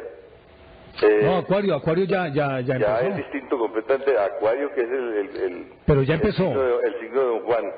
Ya empezó Acuario, ya murió Piscis y ya empezó Acuario, ya estamos en pleno Acuario. Entonces, esos signos que dicen los astrólogos tener sobre la vida de las personas ya han cambiado notablemente. Es decir, que es imposible medir la influencia de los astros con base en las predicciones que los astrólogos actuales tienen. Deben ser unos estudios muy completos. Me imagino que las cartas astrológicas son las que allí pueden hacer el oficio de la astrología, pero es una astrología seria, no una astrología charlatana como la que hay ahora. Es importante ese punto de que las eras nuestras, de las 12, las eras nuestras compuestas, hemos pasado en otras cosas por muchas, por la era del hierro, por la era del cobre, por la era de piedra. Entre otras cosas, nosotros ni siquiera hemos vivido la última era que nos ha tocado presenciar. El otro punto que les quería medir es ya un poco filosófico con respecto a eso. A mí me parece que el hombre se suicidó cuando se inventó la medida del tiempo. Y digo claramente que se suicidó porque es cuando nosotros incumplimos las citas, o corremos, o estamos desesperados por ir a determinada cita porque fue a las 2 de la tarde que quedamos de ir. Si nosotros no tuviéramos medida del tiempo, quizás nosotros no teníamos desesperación. La muerte, por ejemplo, que en unos momentos la ponemos a los 70, 80 o 90 años, empieza a desfigurar nuestra esperanza después de que empezamos nosotros a surcar los 50 o los 60 años.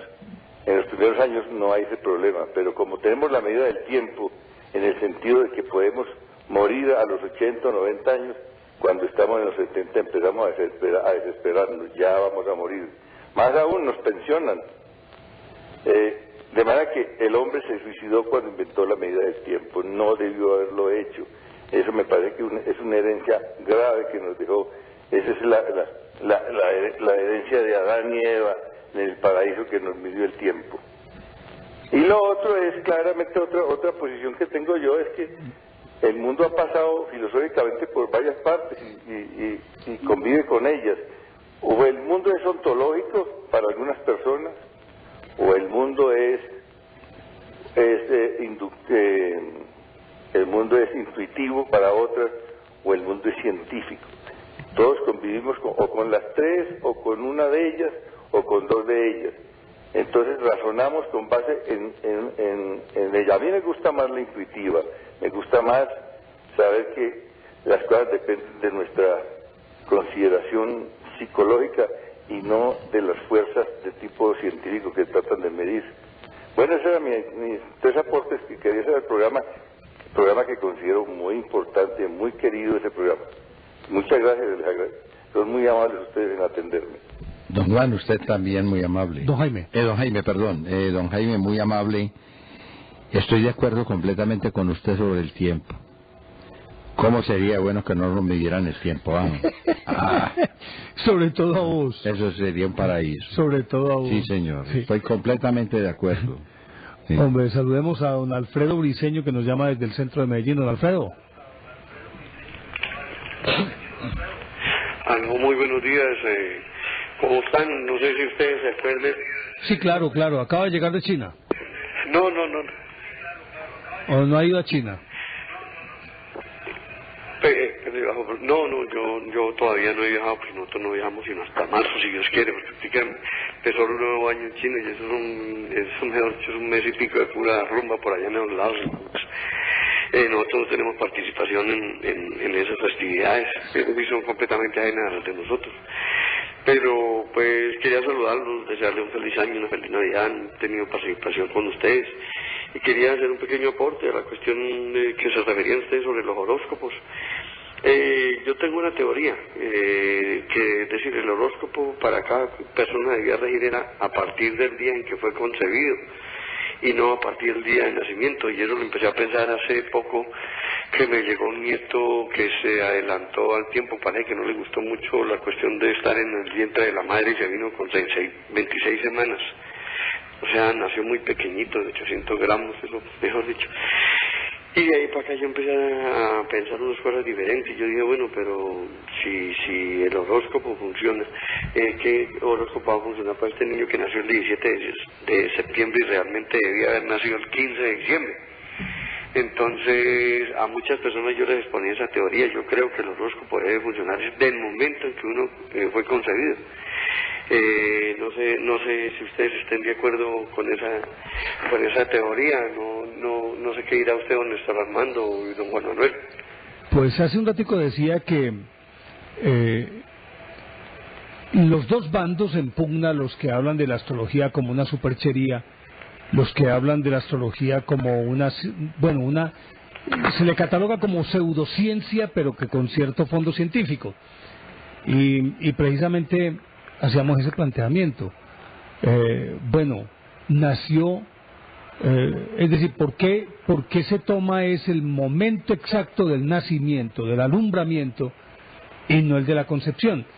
De pronto puede ser muy difícil precisar puntualmente el momento de la concepción. Es decir, necesariamente ahí tiene que haber un desfase de 1, 2, 3 días, aunque hay gente que cuando quiere concebir un hijo sabe exactamente en el momento en que lo concibió porque lo deseó. Pero aquellos que no son deseados, ¿qué? A ver, fue concebido en tal fecha o en tal fecha, aparecen los cálculos. Cuando la muchacha, y de pronto sin saber de quién, cuando la muchacha dice, tengo un atraso. ¿Y cuánto de atraso? Más o menos semana y media. Pero eso no es definitivo, no determina exactamente cuál es el momento de la concepción.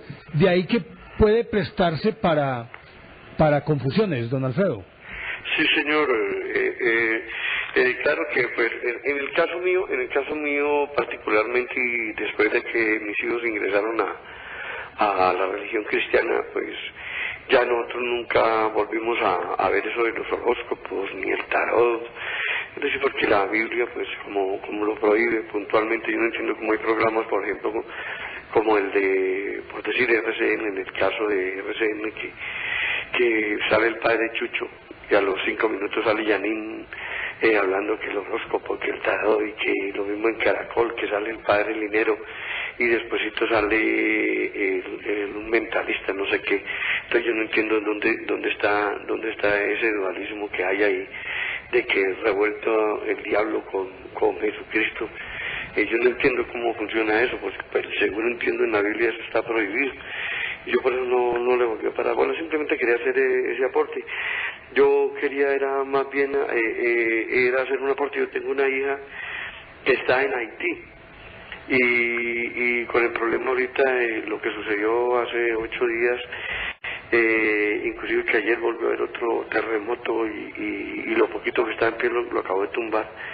Me logré comunicar con ella y me decía, esto está impresionante, papá, aquí no hay nada, aquí es decir, el que tiene algo de poder, que tiene algún amigo en la policía, en el ejército, en lo que sea, ese se convirtió en el poderoso, porque es el que tiene acceso al agua, a la comida, a las drogas, y prácticamente están cambiando eso para adquirir poder, para poder, como le digo, impresionar a la población, y prácticamente eso se ha convertido como aquí en Colombia en una cosa como para las elecciones. Yo les doy esto, pero ustedes me dan el voto, yo les doy agua y ustedes me prometen tal cosa. Y lo otro, que hay una queja porque ellos están asistiendo allá, que estaban allá con lo de la ONU, y se quejan, inclusive muchos periodistas se están quejando de que cuando empezó el problema, muchos de los aviones que llegaron a Haití con asistencia no pudieron llegar al aeropuerto porque las fuerzas norteamericanas las desviaban, porque ellos necesitamos sus aviones. Es decir, es que ya ahorita hay más soldados gringos casi que población haitiana ahí en la ciudad.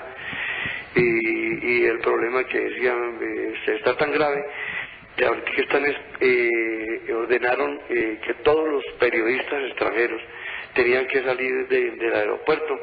Tienen plazo hasta mañana a las 8 de la mañana, entonces no saben para dónde van a coger, porque el miedo que tienen es que con las cámaras, con cualquier cosa que tengan, que los van a atracar, inclusive los pueden matar, porque pues eso pues representa plata, y esa plata representa mucho para poderse mover cualquiera allá.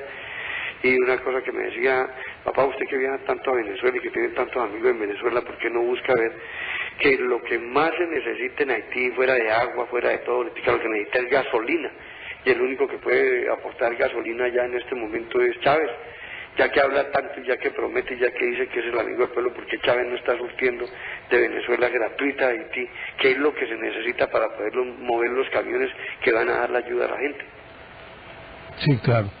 Eso es... Yo aprovecho este medio porque es que ustedes son en este momento, yo digo que el medio más escuchado en Colombia en este momento, a esta hora. Yo estuve en Manizales y allá toda mi familia, eso ya se convirtió, fue como en una religión. De 12 a 2 de la mañana hay que escuchar a don Néstor Armando Alzate y a don Juan Manuel Serna, porque a esa hora, como quien dicen, esa es la hora buena. Yo vengo, yo estuve en Manizales, no sé si lo había comentado la vez pasada, estuve en Cali, estuve en Bogotá, ahorita no estoy en la costa, que está toda mi familia, pues porque me tuve que venir a arreglar unas cuestiones aquí a Medellín. Pero ustedes son un medio que todo el mundo lo escucha, ustedes tienen mucha influencia, ustedes pueden aportar muchísimo, porque no tratan de ver, ya que ustedes tienen esa facilidad de hablar, a ver, con alguna persona en Venezuela, a ver si ayudan. Lo más importante, agua, comida, de todo hay en este momento allá, y se está perdiendo muchas cosas porque no hay en qué movilizarla, porque no ayudan con eso. Lo de la gasolina, que sobre todo el que puede ayudar es Venezuela. Perfecto. Don Alfredo, muchísimas gracias. Sí, señor, le agradezco mucho, que Dios los bendiga y ojalá puedan hacer algo. Mire, ayuden con lo de la gasolina, no más, eso es lo que se necesita, gasolina para mover los camiones allá. Muchísimas gracias. Muy amable, don Alfredo, que tenga buen día. Tenemos líneas disponibles y un poco de tiempo todavía para atender a nuestros televidentes. A ver, este es el mensaje de don Gabriel Jaime Mira, el que nos mandó ahora desde el BlackBerry, pero ahora sí ya está más claro. Si estuviera en Marte y cambiara de signo, entonces los signos también deberían cambiar de características.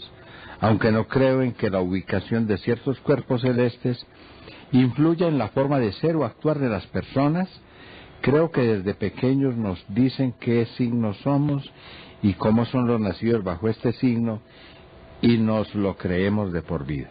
Gracias y sigan con tan excelente programa. Bueno, muy amable, don Gabriel Jaime. Recuerden, quienes estén interesados en adquirir nuestro libro La Bella Villa, pueden llamar al 310-540-3833, ahí aparece en pantalla el número, 310-540-3833, para que quienes deseen tenerlo, ya sea como herramienta o simplemente para solaz, para leer un poquito sobre la historia de Medellín, o para utilizarlo para conocer la ciudad, para muchas otras cosas puede servirle este libro, La Bella Villa, una compilación sobre las historias o la historia de los barrios, de los parques, de las quebradas, de los puentes, de los monumentos, de los personajes, en fin, lo que usted quiera saber sobre la ciudad de Medellín lo encuentra en este libro, La Bella Villa. Recuerde este número, 310-540-3833, 310-540-3833, ahí aparece en pantalla. Carlitos, ¿me dijo usted quién?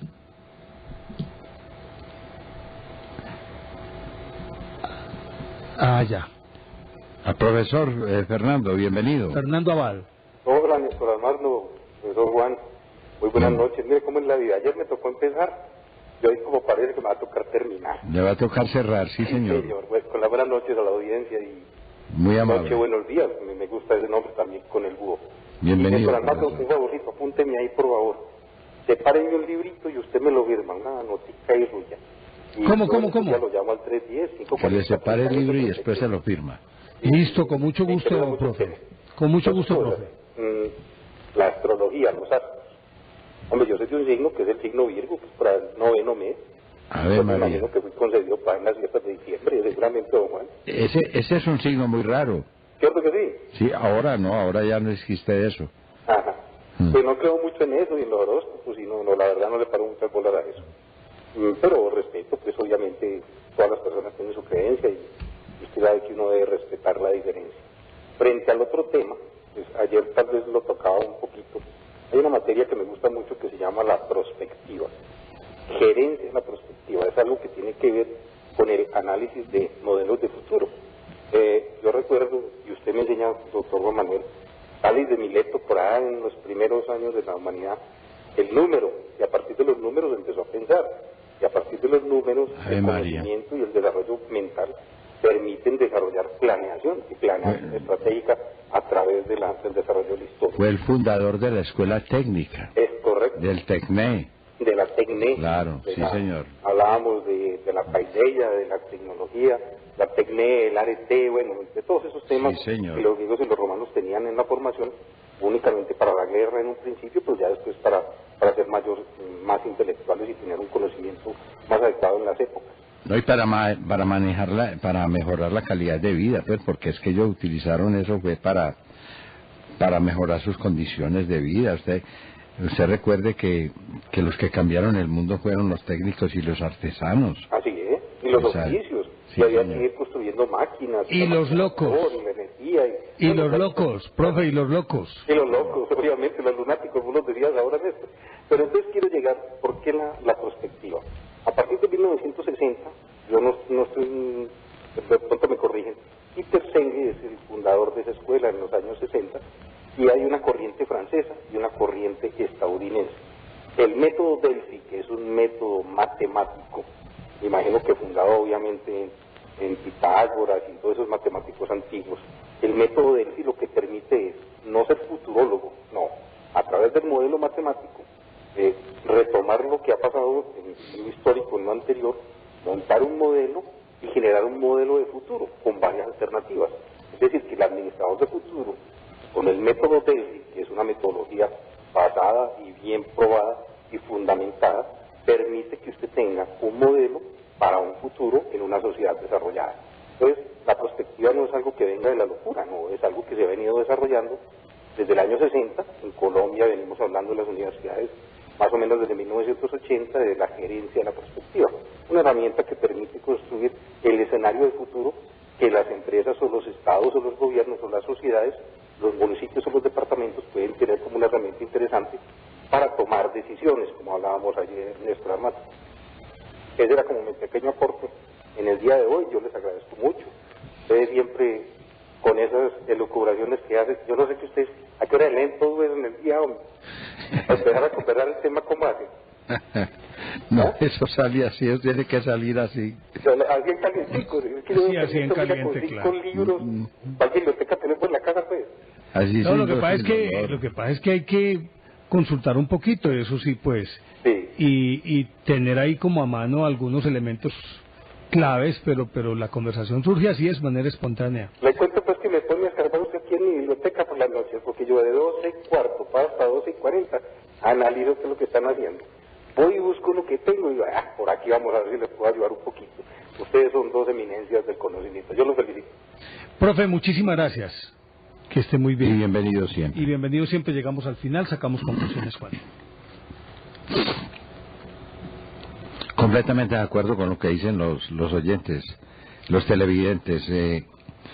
Realmente es muy difícil reglar la vida por una fórmula matemática. Pues yo no creo que nadie se pueda guiar, digamos, por el movimiento de un astro o por un ángulo, o por un cartabón, o por cualquier cosa de esas. De manera que no hay esa posibilidad. Nosotros somos seres contingentes, somos seres imprecisos, somos seres enfrentados a un futuro incierto. Eso es lo mejor que tenemos, porque no tenemos nada seguro. Somos los únicos animales que tenemos conciencia de futuro. Sí, es lo único. Es lo único. Porque las demás especies viven el instante y punto. No más. Entonces, en ese sentido, pues cualquier lucubración, cualquier concepción filosófica, cualquier digresión, está supeditada a los factores de cada cual, a la índole de cada cual, a sus ambiciones, a sus esperanzas, a sus expectativas, a sus relaciones y a su moral, lógicamente, a su ética. ¿Y sus creencias? Sí, lógicamente eso está incluido ahí, ¿no? De eso va todo en ese contexto que llaman la cultura.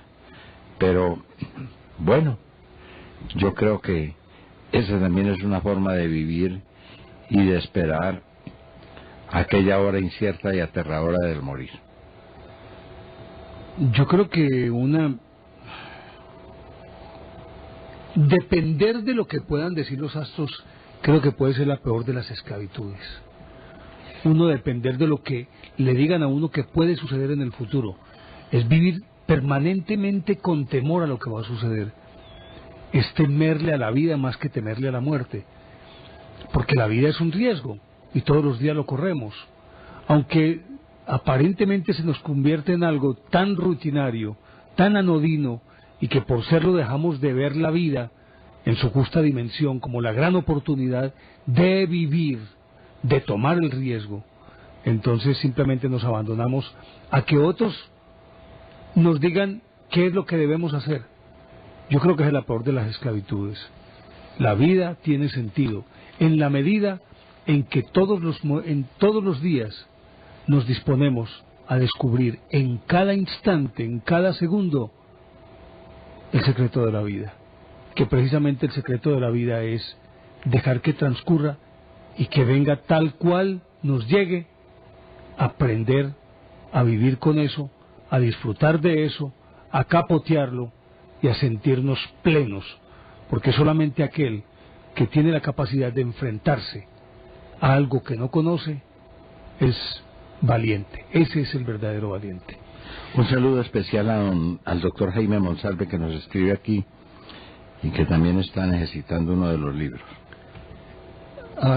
Doctor, para usted también nuestro saludo. Llegamos al final de nuestro programa. A ustedes, amables televidentes, muchísimas gracias por acompañarnos. Los esperamos esta próxima noche aquí a partir de las 12 en Teleantioquia. Y sigan disfrutando de la excelente programación de nuestro canal, Teleantioquia, el canal público más visto en Colombia y que permanentemente con su innovación, su tecnología, ahora en sus 25 años, es una invitación permanente a sentir pasión por lo nuestro. A Carlitos Hoyos en la parte como ingeniero electrónico y de sistemas de nuestro canal, a él muchísimas gracias por su diligencia. A ustedes, muy amables y buenos días.